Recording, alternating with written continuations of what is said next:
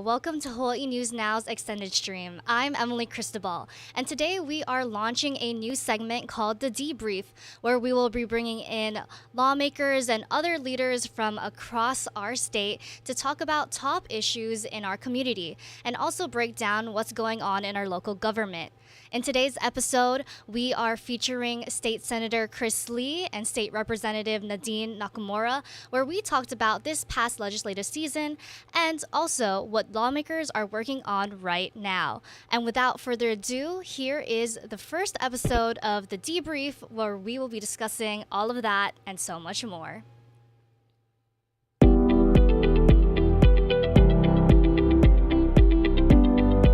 Aloha. Welcome to The Debrief from Hawaii News Now. I'm your host, Emily Cristobal. This is a new segment called The Law Review, where we will be breaking down the latest happenings in our local government and the top issues in our community. For this first episode, we are joined by State Senator Chris Lee and State Representative Nadine Nakamura, and we'll be discussing highlights from this past legislative session and what lawmakers are working on now. But before we dive into that, I was hoping you both could briefly introduce yourselves, what districts you guys cover, and any leadership roles that you have. Fortunate to represent Kailua, Waimanalo, and Hawaii Kai on Oahu, and I chair the Transportation, Culture, and Arts Committee and serve in our Senate leadership.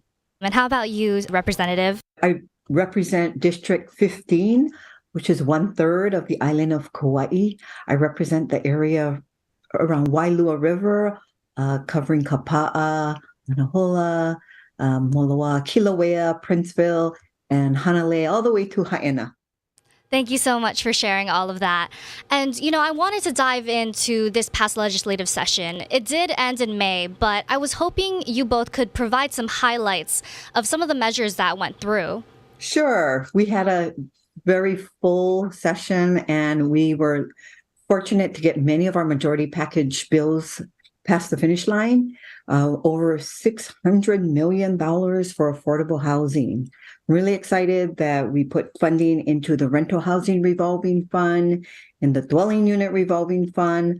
We put a bunch of money into teacher housing, a new initiative for the very first time, $170 million, Ohana zones, the governor's Kauhale projects, and money for supportive housing. So that was really exciting to see. A lot of tax relief for our working families as well, including over $700 million over the next 5 years. So that's going to help many working families that will double the earned income tax credit, double the food excise tax credit, and quadruple the dependent care and child care credit. And is there anything else that you'd like to add, Senator? I'd add, on some of those measures, it's so significant. The EITC doubling, it's a lot of acronyms and letters and names and numbers. But the fact of the matter is this is going to help 100,000 plus people in Hawaii. And these are real world families that need assistance. We all know how expensive it is to live in Hawaii, and this is money in their pockets that they can use at the grocery store to pay rent, to do any number of things. So it's really exciting. I mean, this has been a huge win for local folks this year. On top of that, we've made big investments in local food, in agriculture, and how we can create new hubs for farm to table and farm to school and all sorts of things. We did a lot of work in traffic safety.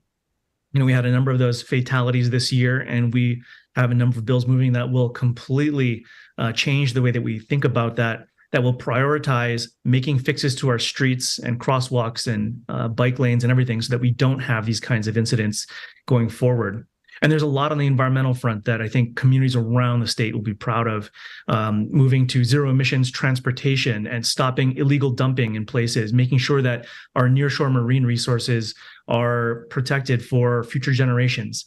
And more than that, I think, the House and Senate worked so hard on all these measures together, but looking at some of the big wins for some of the national issues that have come up over the years, like protecting reproductive rights and providing for more support, more safety for local doctors and a number of other folks that are caught up in national politics sometimes. Hawaii residents deserve to be secure in all ways. And we want to make sure that we make these decisions locally to protect our families. Absolutely. Thank you both for sharing those issues. And I wanted to go to the issue of affordable housing that Representative Nakamura brought up. There was a lot of talk of, when the legislative started, different solutions that you guys were thinking of passing. And some of them were more radical than most. And thinking of affordable housing in Hawaii and such a big issue, we have people like Iam Tongi, who just won American Idol. And part of his big story in that show was he was priced out of paradise. That's a term that's often thrown around. How would you say that the measures that got passed forward relates to solving this issue of housing Hawaii's future and the people that live here right now? Yeah, I think we did another really unprecedented amount of funding for all types of affordable housing. And so I'm really excited that there's a pipeline of funding available to nonprofit, for-profit developers, for our counties to go after, to put in infrastructure where it's needed, where it's going to make sense, where it's smart growth, and then to focus in on creating the resources so that we can build housing for the very low income, moderate, even working families. So we really need the whole continuum of housing. And so this budget, I think, reflects that need. And then I think a lot of the tax measures will also help. But one of the big winners, because I think it all boils down to education and making sure people come out of our public school system with high-paying jobs so they can afford to live here. And that's why I think education was a big winner this session. Not only did we create funding for affordable teacher housing, $170 million set aside throughout the state, we also increased the HSTA teacher package, salary package, where starting teachers will begin at $50,000. Right now it's $38,000. It goes up to $50,000, and then adjustments all along for those who've been there longer. And then $38 million. And this is going to really help the parents of 3- and 4-year-olds in our state, because we know what a big chunk that monthly childcare costs in Hawaii. And so by setting these funds aside, we can help 3-year-olds. Right now, under the preschool open door program, it only serves 4-year-olds. So now we can try and target more 3-year-olds, along with the Lieutenant Governor's initiative to open up 11 new classrooms this August around the state. These are the steps that will take to reduce the cost of living in Hawaii. Thank you so much for explaining that. And Senator, is there anything that you wanted to add on that topic as well? Sure. There's so much happening that it's hard to cover everything, but it is an exciting time because I think there's been a real commitment made to making sure that housing is something that is available for local residents and future generations of local residents, so that we don't have a flight of folks who have no choice but to leave Hawaii. But on top of that, when you talk about housing, you can't not talk about homelessness and the nexus there that really needs to be addressed, because for every family that is experiencing homelessness, there's a handful of others that are really just on the tipping point, on the verge. And we've made big investments to try and make sure that we can take care of everybody, and including right now being opened outside the state capitol is one of a number of kauhale type villages, which will provide temporary and transitional housing opportunities for folks who are out in the streets. And this isn't just sticking people in a box. It's how do you create an environment where it's comfortable, it's safe, so that folks can get back on their feet and provide and receive services that they need to continue to live. And especially families with children who need to go to school, who, in many cases, we have a family in Kailua in a beach park that had been living out of a van with a 5th grader that had no other way to really make ends meet and get their kids to school. And so it's a really rough situation, but we got to attack it from all angles. And there's really a lot of support in both the budget and some of the bills we passed this year to do just that. Yes, and you brought up budget and funding. I was wondering if you guys could go a little bit more in depth of how that money is being allocated. What exactly will they be going toward? Well, there's I think, a very, if you ask the Republicans, they said we squandered this huge surplus. And when you ask the far left, they'll say we didn't spend enough. And I think we landed right in the middle, where we set aside $1 billion into the rainy day fund.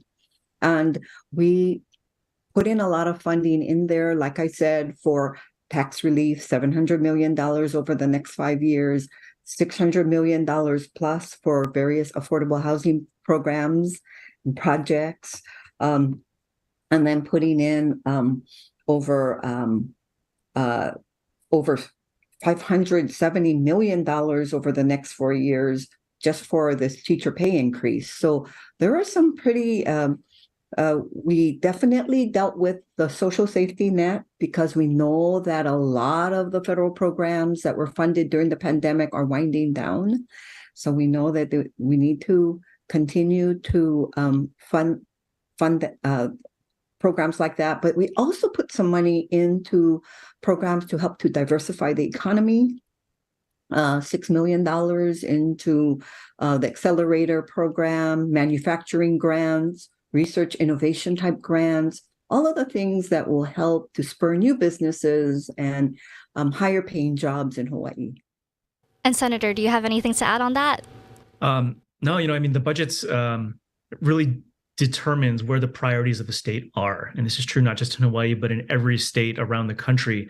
Your priorities are where you put your money, and that's something that I think we're seeing reflected, all the priorities that we're hearing about from our communities in the budget that's been passed. It's set up for how do we address problems today, and also how do we address problems that we know are right around the corner tomorrow, and make sure that we don't end up in situations like we did in 2009 and before that in prior recessions where the economy tightened and there was a recession, and all of a sudden we had no choice but to cut millions, tens of millions, hundreds of millions of dollars out of our budgets, which means real jobs that are lost. It means services the public depends on that go away.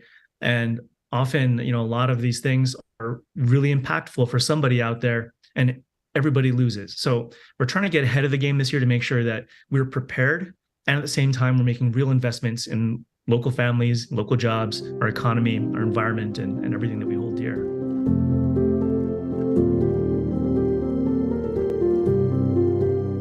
Two other majority package bills in the House was to put $100 million into the Hawaii Green Infrastructure Authority. So it's going to be used for loans for low income people who want to convert to renewable energy. So this will allow families to apply for very low interest loans for rooftop solar and battery storage systems. So we're really excited about that initiative to help combat climate change. And we're also, the other real big winner in this year's budget is the natural environment. There's over $196 million to help Department of Land and Natural Resources improve our trails, improve our parks and coastal areas, our aquatic resources, our ocean and boating resources.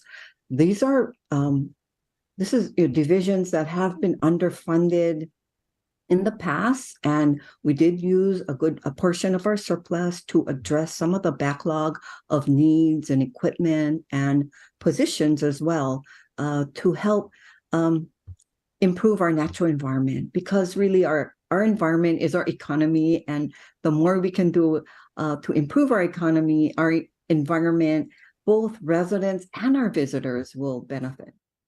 Thank you so much for bringing that up. I feel like talking about climate change and infrastructure is a really important topic, especially seeing the impacts that are already happening with coastal erosion, our roads, sinkholes, potholes, all of that. And I was wondering, what is this finding the balance of fixing the issues that are happening now, but also taking steps now to make sure that we have a future to keep having these roadways. I mean, a place that we often think about is on the North Shore or even on the Waianae coast. these are the communities that could be potentially impacted from sea level rise, from coastal erosion.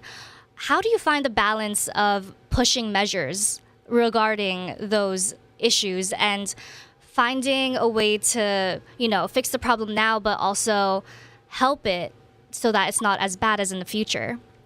So, back in 2017, the legislature funded what at the time was the most detailed, high-level, high-resolution analysis of sea level rise of any community, any coastal region in the world.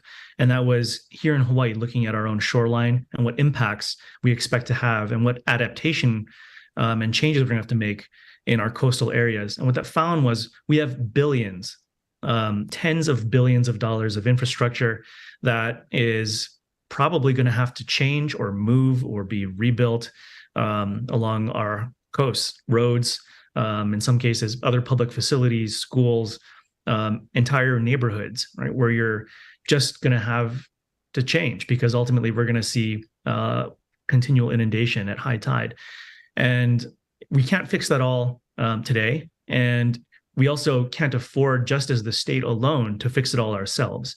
So we're trying to figure out, how do we triage, right? How do we identify the areas first that need that kind of investment that we can plan for everywhere else and come up with new solutions?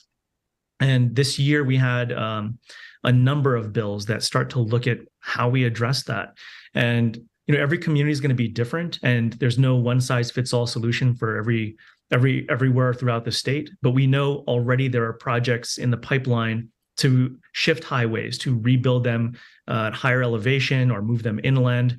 In some cases, we had a discussion this year in a couple bills about what we do when homeowners or private property is being eroded by the ocean, right? Who ends up paying for that? Do property owners and those communities just lose that land? Do we have some sort of agreement where we can come together and the state or the counties could buy out those properties, turn them into, public parks and things like that? So there's a lot of that. That's going to be an ongoing conversation for many years. But we did make a couple huge strides this year on the climate front, because it's not just about adaptation. It's how do we plan for the future? And when we think about transportation, which is the majority of our emissions, our greenhouse gas emissions in Hawaii still, what do we do? And that's not an easy question to answer. But we did pass a bill which is going to make a big difference. And that's looking at how do we move to zero emissions ground transportation and partner with our airlines and our shipping companies to move to zero emissions there. And so we have a bill which will make Hawaii the first state to commit to that direction.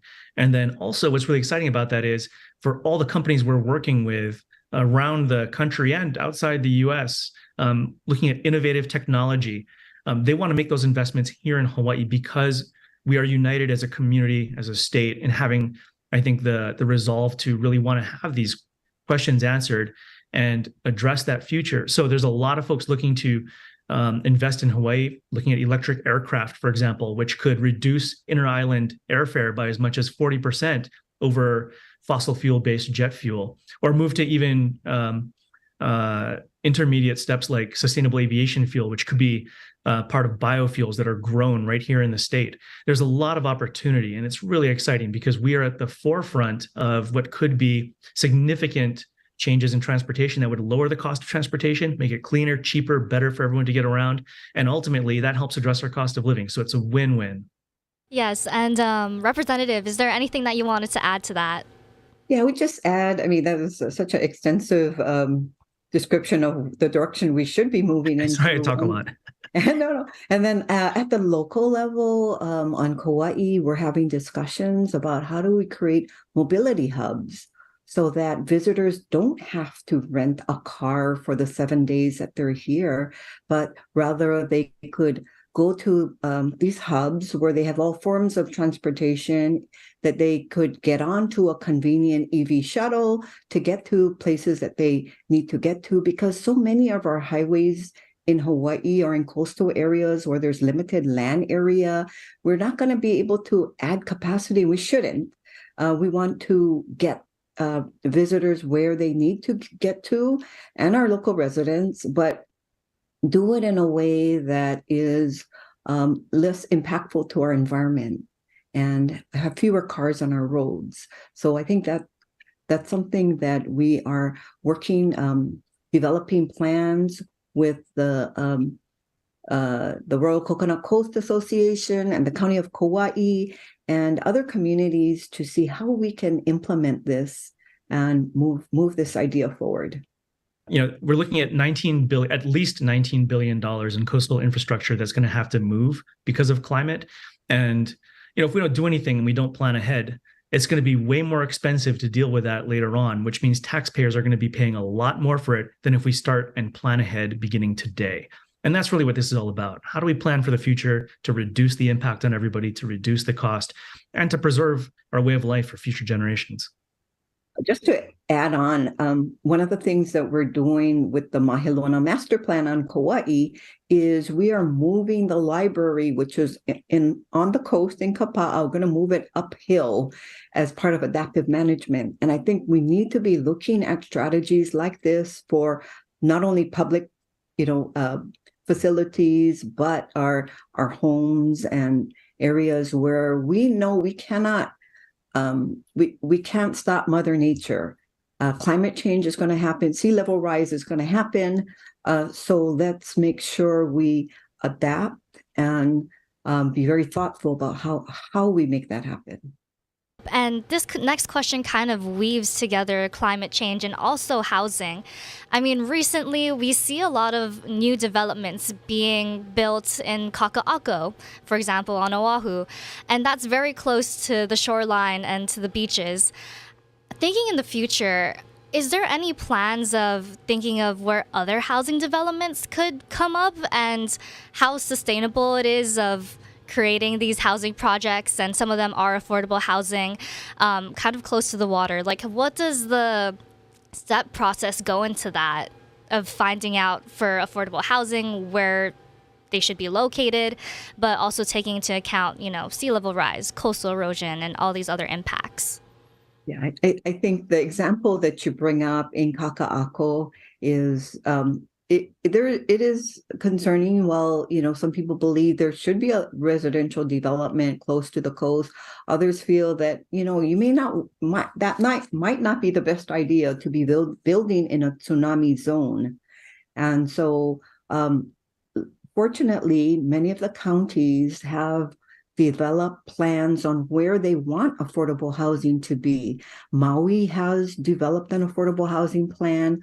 Kauai has a very clear idea where they would like to see affordable housing built, and very clear ideas about what kind of infrastructure will be needed to support this development, and using the smart growth principles of building a little around transit stations, building higher density, not requiring two parking stalls for every unit you build, bringing down the cost of housing and connectivity with infrastructure so that it's more affordable.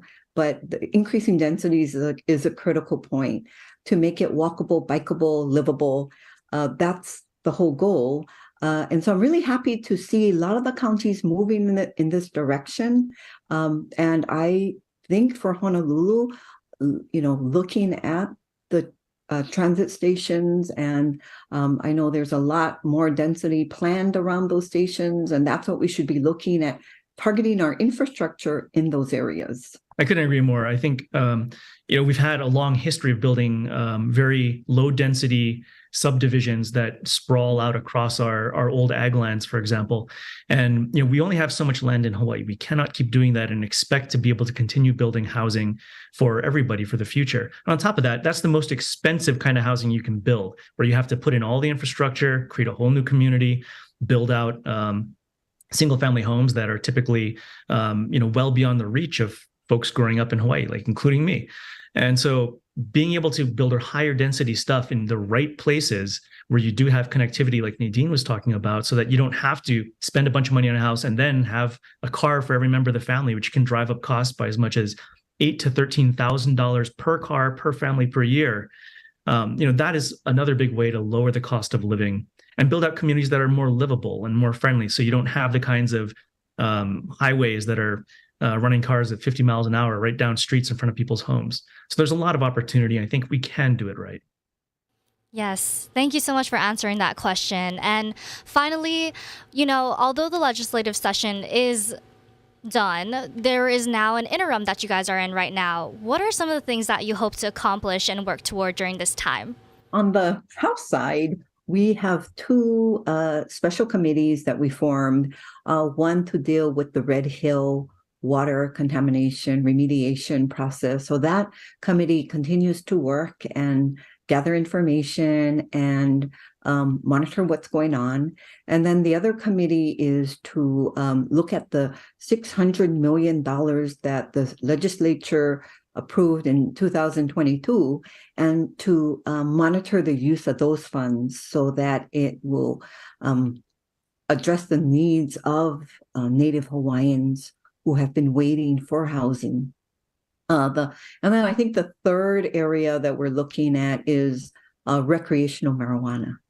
And we know that there's a lot of interest in moving a bill forward. We know there was a Senate bill this year with a lot of concerns raised by the state agencies. So we would like to do a deeper dive into that and hopefully come up with a bill that will address the concerns that agencies have raised. Yeah, I think the Senate's ready to go on that one. We've been moving bills over to the House for several years now on that. But look forward to working together in this coming year on that issue and many others. In addition to the kinds of task forces that Nadine mentioned, and there's a bunch on the Senate side and joint task forces between the Senate and the House as well on various issues from, spanning the spectrum of all the things that we've been talking about today. But legislators, it's funny. People think we're a part-time legislature, so nothing happens between the end of session and the next one. And it's the furthest thing from the truth. I joke with folks who call right the day after session ends. I say, well, we're part-time, so we'll return your call in January. But the reality is it doesn't work that way. There's so much community engagement that happens, especially since the dawn of email and social media. We hear from people 24/7 around the clock. And we're working on all those community issues. And at the same time, in addition to that, of course, the task forces and other working groups, we're helping the departments and partnering with the administration to help implement a lot of the policies that we pass. For example, a lot of the infrastructure stuff I'm working with DOT on right now. And then we do a lot of work coordinating with colleagues in other states. I'm actually in Salt Lake City at the moment at a conference that's focused on transportation funding. How do we properly rebuild our roads so that they're, pothole free, they get us where we want to go, they're safe. And all these things happen in coordination with our colleagues in other states who sometimes have great ideas for how to do something. And so we take the best ideas and collaborate. And some of the best things in Hawaii that we've been able to do in recent years has been in partnership with other states. So that work goes on around the clock from now till the minute session begins in 2024. So it is a fire hose of activity that's going on right now. Well, I thank you both so much for joining me in on this conversation, and I'm looking forward to see what the House and Senate are moving forward in 2024. Thank you again so much for joining me in on this. Thank you, Emily. Yes, thanks for having us. Thank you. I really appreciate also those who tuned in to this episode. We'll definitely be having more discussions like these, going more in depth on specific issues. So tune in to Hawaii News Now on our live stream as well as our digital platforms, where we will discuss the latest happenings with our state lawmakers and other city and state leaders. Thank you so much for watching the Debrief from Hawaii News Now. This is your host, Emily Cristobal.